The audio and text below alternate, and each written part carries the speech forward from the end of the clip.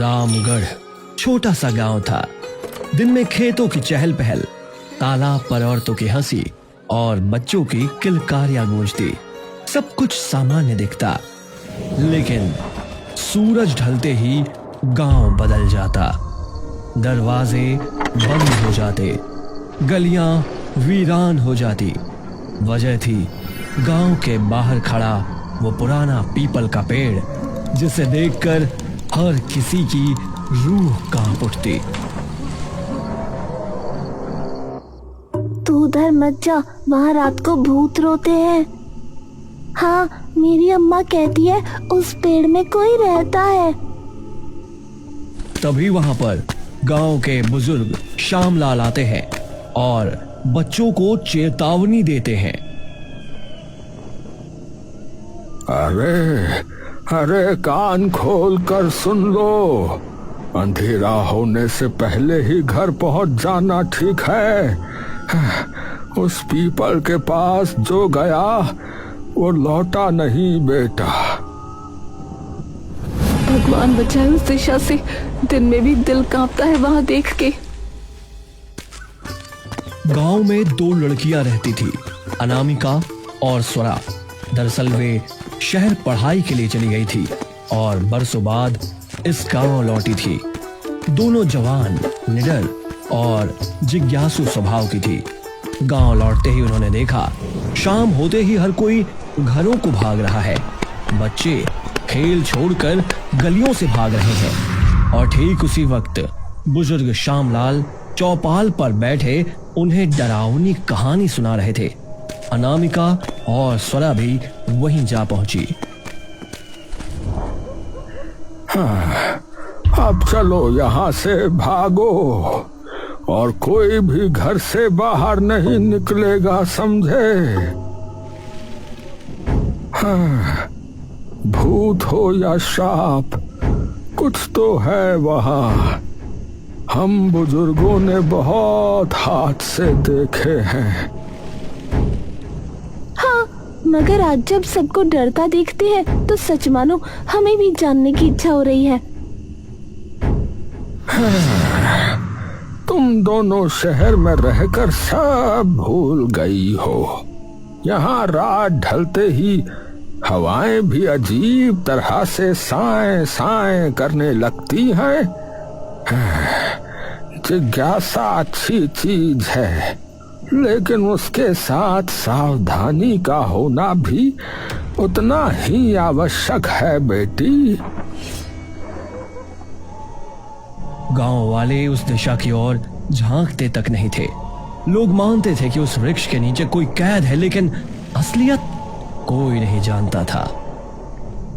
लेकिन ऐसा क्या है उस पेड़ में जो सब लोग पेड़ की तरफ देखना तक नहीं चाहते? क्या वाकई वहाँ कुछ है? डरने से सच नहीं बदलता स्वरा। असलियत का पता तो वहीं जाने पर होगा। बिटिया, ऐसी बातें मुंह से मत निकालो। वो जगह तुम्हारे जैसी नादान लड़कियों के लिए नहीं है। दादा, अगर असलियत किसी को नहीं पता तो ये मान्यता कैसे फैली? क्योंकि जिसने भी उस पेड़ के पास कदम रखा वो लौटकर गांव में दिखाई नहीं दिया। नाम पहचान सब वहीं खत्म हो गया। या तो वो कहानियों में गुम हो गए या फिर आपके डर ने उन्हें निगल लिया। इतना कहकर दोनों अपने घर चली गई, लेकिन वो बात उन्हें बहुत ही अजीब लग रही थी।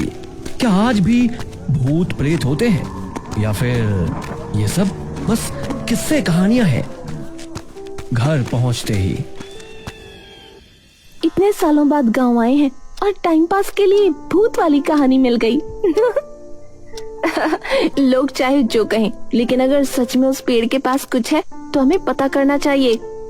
तू हमेशा ऐसे ही बोलती है, लेकिन अगर सचमुच कुछ हुआ तो भी डरकर भागना सही नहीं है। सच का सामना करना चाहिए। एक रात अनामिका ने एक बेहद अजीब सपना देखा। उसने देखा कि एक बूढ़ा आदमी सफेद लंबे बालों वाला कांपते हाथों से उसकी ओर बढ़ रहा है और उसे आवाज दे रहा है। मुझे मुक्त करो, मेरी मदद करो, वरना सब नष्ट हो जाएगा। स्वरा, मैंने सपना देखा, एक बूढ़ा आदमी मदद मांग रहा था, कह रहा था मुक्त करो वरना सब नष्ट हो जाएगा। ये तो बहुत डरावना है, लेकिन इसका मतलब क्या हो सकता है? पता नहीं, लेकिन जो भी है वो बहुत बुरा और डरावना था। कुछ दिनों तक वही सपना उसे बार बार आने लगा। फर्क बस इतना था कि अब वही सपना स्वरा को भी आने लगा। स्वरा ने अनामिका को अपनी बात बताई। अनामिका, मैंने भी वही सपना देखा, वही बूढ़ा, वही शब्द, वही मदद की पुकार। कमाल है, एक ही सपना हम दोनों को, ये संयोग नहीं हो सकता। अगली सुबह जब वो गांव में घूमने निकली तभी थोड़ी परेशान दिखी और उन्हें सामने चौपाल पे श्यामलाल दिखा गए। उनके पास जाकर उन्होंने कहा, दादा, हमें अजीब सपने आ रहे हैं। पेड़ और कोई बूढ़ा आदमी दिखता है। लगता है जैसे हमें सच दिखाया जा रहा हो। अरे सपने कभी कभी हमें चेतावनी देते हैं, कभी वो चेतावनी, कभी सच और कभी सपने सपने ही होते हैं। तो हम इसे क्या समझें? अरे इसे सपना समझकर भूल जाओ, और क्या। इतना कहकर श्यामलाल वहां से चले जाते हैं, लेकिन अनामिका और स्वरा कुछ सोचती है और उसी शाम दोनों ने हिम्मत जुटाई और उस वृक्ष के पास पहुंची। सूरज ढल चुका था, चारों ओर धुंध और अजीब सा सन्नाटा था। पीपल के नीचे मिट्टी उखड़ी हुई थी, वहां से एक अंधेरी सुरंग जाती दिखी। अनामिका देख, यहाँ पर एक रास्ता है। अरे हाँ, चल चलते हैं, आज सच का पता लगा ही लेते हैं। दोनों ने हाथ कसकर पकड़े और मशाल लेकर उस अंधेरे सुरंग में उतर गई। मशाल की लौ कांप रही थी, जैसे हवा भी उन्हें रोकना चाहती हो। अनामिका, हम अंदर तो आ गए हैं, लेकिन यहाँ अंधेरा बहुत गहरा है, मुझे बहुत डर लग रहा है। हाथ पकड़ो स्वरा, डर कर कुछ नहीं मिलेगा, हमें सच जानना है। मशाल की लौ भी अजीब तरह से हिल रही है, लगता है जैसे कोई हमें देख रहा हो। सावधान रहो, हर कदम सोच समझ कर रखना। यहाँ सिर्फ अंधेरा ही नहीं, खतरा भी है। सुरंग के अंधेरे में चलते हुए अचानक अनामिका और स्वरा को किसी बूढ़े आदमी की आवाज सुनाई दी। बेटियों, मेरी मदद करो, मैं यहाँ कैद हूँ, मुझे बचाओ।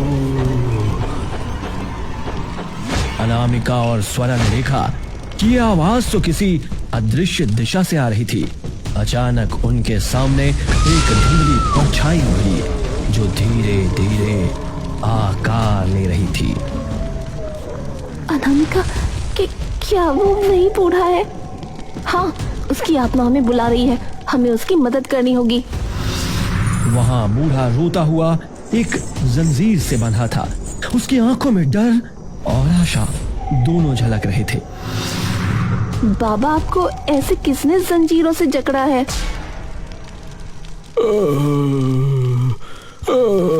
उस मंत्रिका ने। मंत्रिका कौन है?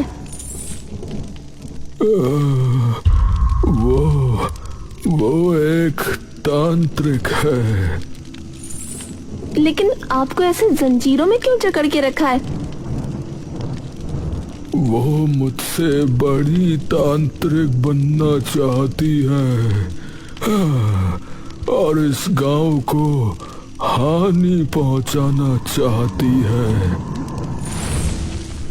लेकिन वो ऐसा क्यों करना चाहती है? वो मैं बाद में बताऊंगा। पहले जल्दी मुझे यहाँ से मुक्त करो। समय कम है, वरना वो आ जाएगी। हाँ, हम अभी आपको मुक्त करते हैं। बाबा आप डरिए नहीं, हम आपको उस मंत्रिका के हाथों से बचा लेंगे।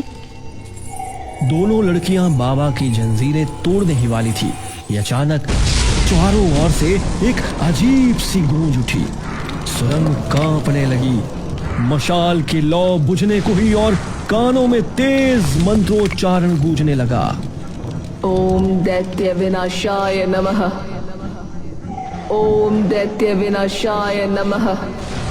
तभी सुरंग के बीचों बीच उन्हें एक औरत दिखाई दी, काले वस्त्रों में, लाल आंखों वाली, हाथ में चमकती हुई मणि। वह लगातार मंत्र जप रही थी। ये कौन है? शायद यही मंत्रिका है, बूढ़ा बाबा सही कह रहा था। वो दोनों जल्दी जल्दी बूढ़े बाबा को आजाद करने में लगे थे कि तभी मंत्रिका उन्हें देख लेती है। कौन हो तुम? यहाँ क्यों आई हो?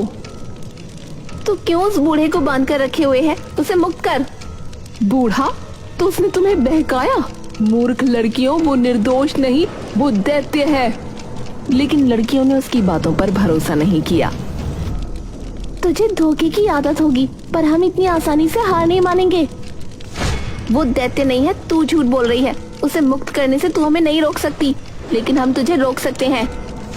तुम दोनों गलत कर रही हो।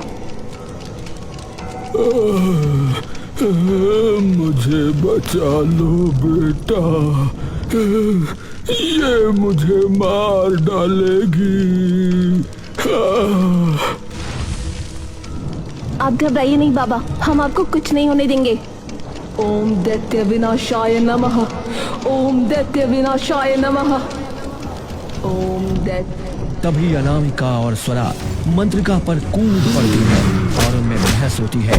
अचानक झगड़े के दौरान अनामिका की मशाल झटकी और मंत्रिका की मणि जमीन पर गिरकर चकनाचूर हो गई। एक भयानक चीख गूंजी, सुरंग की दीवारें कांपने लगी।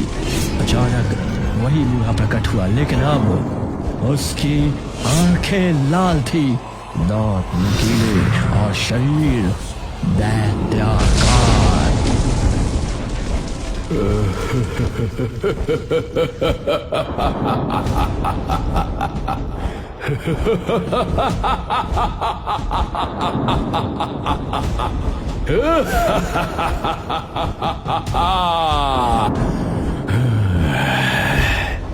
आखिरकार आजाद हो गया मैं।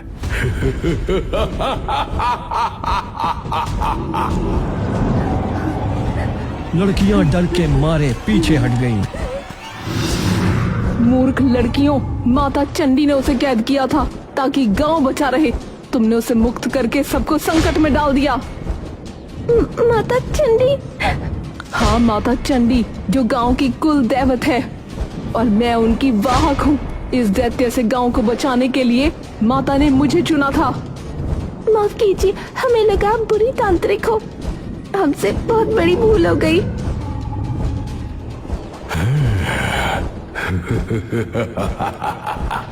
अब कोई नहीं बचा सकता तुम्हारे गांव को।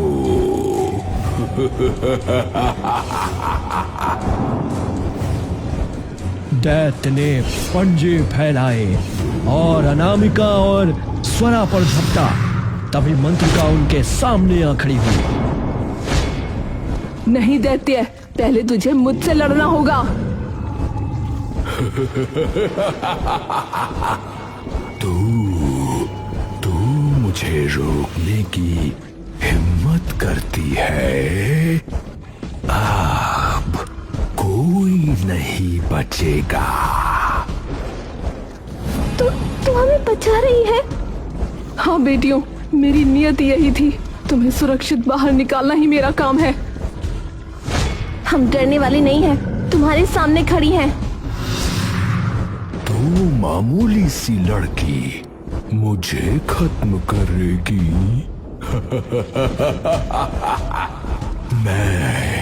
मैं तुम सबको खत्म कर दूंगा।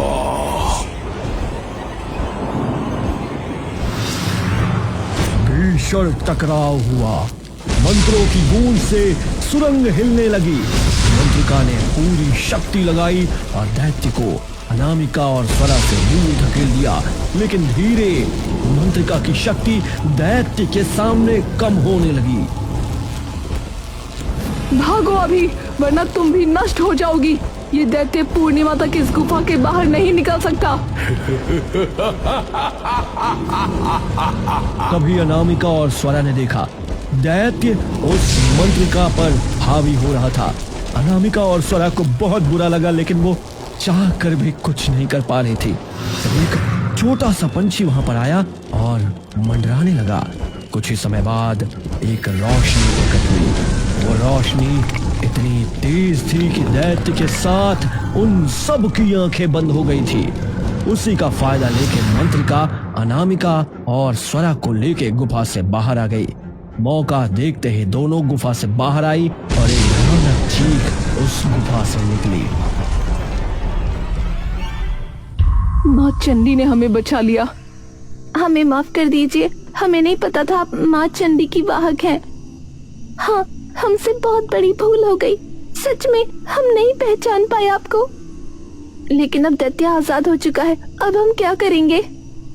वो अगली पूर्णिमा तक कुछ नहीं कर पाएगा। अब माता चंडी ही हमें मार्ग दिखाएंगी। सबने चंडी के लिए हाथ जोड़ के प्रार्थना की। वो दोनों, उन्हें सिर्फ एक ही चिंता थी, आने वाली पूर्णिमा के बाद वो दैत्य सब कुछ खत्म कर देगा। लेकिन उसके पहले दैत्य का खात्मा करना होगा। लेकिन कैसे? अनामिका, हमें पूर्णिमा से पहले कुछ करना होगा। अब हमें माता चंडी ही बचा सकती हैं। उस रात अनामिका और स्वरा सो रही थी। जैसे ही नींद गहरी हुई, उनके सपनों में अचानक एक तेज रोशनी आई। वो रोशनी धुंधली रूप में बदलकर माता चंडी बन गई, जो उनके सामने खड़ी थी। बेटियों, डरो नहीं, मैं तुम्हारी मदद के लिए आई हूँ। माता चंडी, आप सच में आप हैं? हाँ, मैंने तुम्हें इसलिए सपने में बुलाया क्योंकि असल में समय बहुत कम है। मैं तुम्हें बताऊंगी कि कैसे दैत्य को हराया जाए।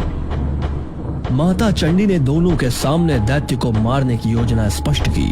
उन्होंने दिखाया कि किस तरह पूर्णिमा की रात वृक्ष के नीचे गुफा में अग्निकुंड और मंत्रों की सहायता से दैत्य का दैत्य स्वरूप समाप्त किया जा सकता है। उसने कहा कि उनके रक्त की एक बूंद और अग्नि का संगम वृक्ष के जड़ों में डालना अनुष्ठान का अंतिम हिस्सा होगा, जिससे दैत्य को कैद किया जा सकता है।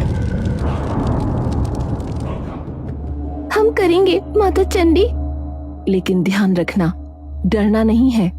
दैत्य तुम्हें डराएगा, तुम्हारे मन को कमजोर करेगा। तुम दोनों को अपने साहस और विश्वास से काम लेना होगा। माता चंडी ने दोनों को मंत्रों की आवाजें और अग्निकुंड की तैयारी का अभ्यास करवाया। उसने दिखाया कि दैत्य प्रकट होते ही कैसे उसकी शक्ति को कम किया जा सकता है और कैसे उसका शरीर धीरे धीरे राख में बदल सकता है। जब दैत्य प्रकट होगा, तुम दोनों केवल अनुष्ठान और मंत्रों पर ध्यान दो। डर के सामने मत झुको। याद रखना, ये लड़ाई सिर्फ बाहरी नहीं, अंदर की भी है। जैसे ही शाम हुई, मंत्रिका अनामिका और स्वरा ने माता चंडी की हिदायतों को याद करते हुए पूर्णिमा की रात के लिए डरते हुए वृक्ष के गुफा में तैयारी शुरू कर दी। चारों ओर दीपक जलाए गए और मंत्रों का जाप शुरू किया। ओम दैत्य विनाशाय नमः, ओम दैत्य विनाशाय नमः। माता चंडी ने सब सिखाया, अब हम तैयार हैं। अब दैत्य को मरना ही होगा। जैसे ही उन्होंने मंत्र पढ़ना शुरू किया और रक्त अग्नि का संगम किया और वृक्ष को जड़ों पर डाला, जमीन कांपी और आसमान में काले बादल छा गए। दैत्य प्रकट हुआ, उसकी लाल आंखें भड़क रही थी। तुम मुझे बांध नहीं सकती। मैं अजेय हूं।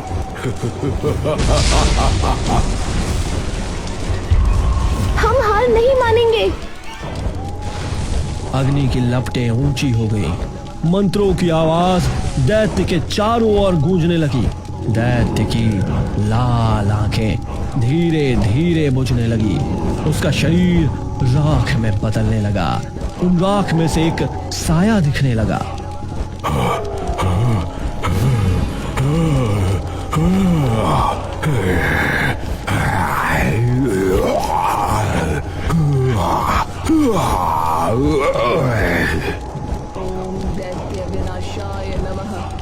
जैसे ही दैत्य राख में बदलने लगा, अचानक चारों ओर धुंध गहरी हो गई। उस धुंध के बीच एक रोशनी फैलने लगी और उसी रोशनी से बूढ़ा दादा प्रकट हुए।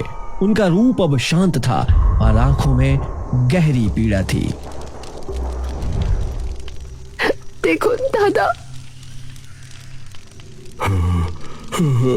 बेटियों, तुमने मेरी आत्मा को मुक्त किया।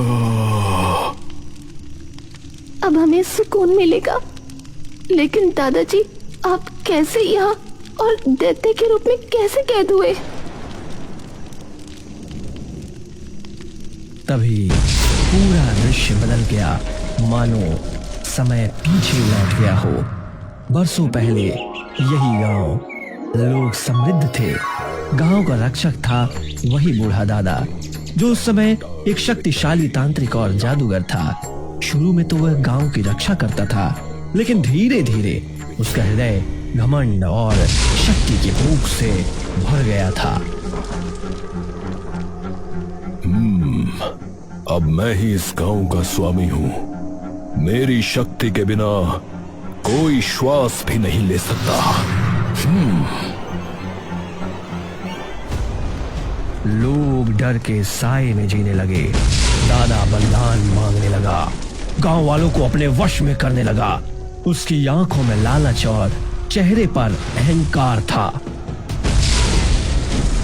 हे माता, हे देवी, हमें बचाइए, ये हमें नष्ट कर देगा। हमें बचाइए माता। तभी गांव की कुल देवी चंडी प्रकट हुई।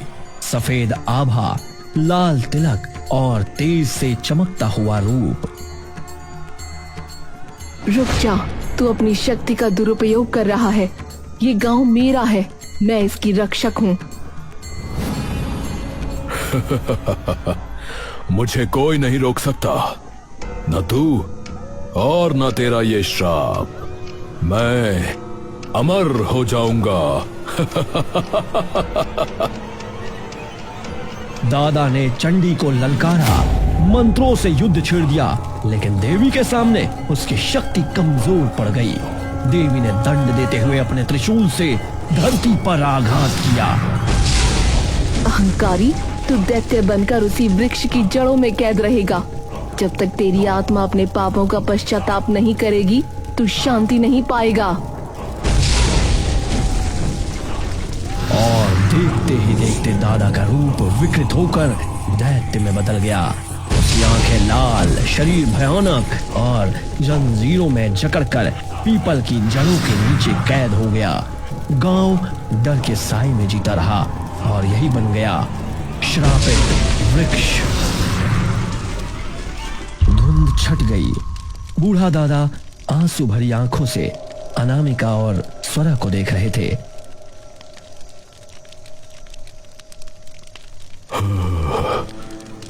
बेटियों, यही मेरा सच है। मेरे बापों ने मुझे बांध दिया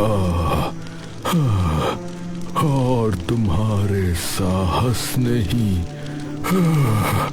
मुझे मुक्ति दी। तभी प्रकाश का एक गोला बना और उसी से माँ चंडी प्रकट हुई, लेकिन इस बार वो भयावह नहीं बल्कि कुल देवी के दिव्य स्वरूप में थी। आप तो गांव की रक्षक देवी हैं। हमें लगा आप तांत्रिक थी। मैं तुम्हारे गांव की कुल देवी हूँ। मुझे चंडी नाम से पूजा जाता है, लेकिन जब दैत्य की शक्ति बढ़ने लगी तो मैंने खुद को गुप्त रूप में छिपा लिया ताकि सही समय पर उसे रोक सकूं।